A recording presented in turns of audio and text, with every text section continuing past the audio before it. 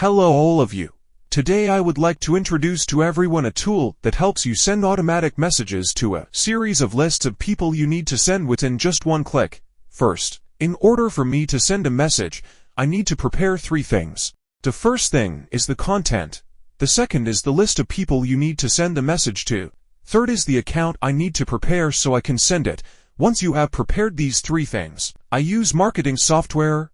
First, in the content section, I will select the content that I have available here. For example, I can select multiple contents. Let me choose for contents here. After saving it, it still saves for contents. Or if suppose everyone also wants to add or remove content, then I go to edit this content. Here is all the content I have. Add this new content, add content image attachment. OK. You can attach any images you need. I attach it here, then click save.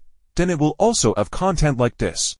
Going back to the sending message section, I already have for contents. The next item is the list of accounts that I need to send messages to. Just enter it with the ID list here.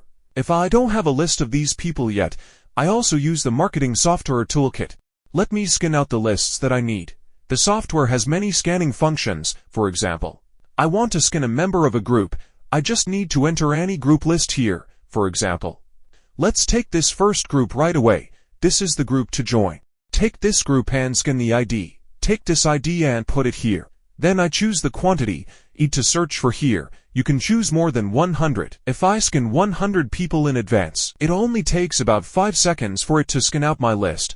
I check the list.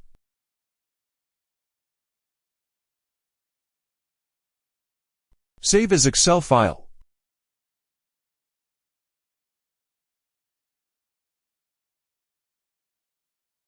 Open the file to check. It will have information, such as the ID of this group, this member ID, name and personal Facebook link. I just need to select the ID column, then copy it into the software. Enter the UID section here. Delete old UID. Paste in the new UID.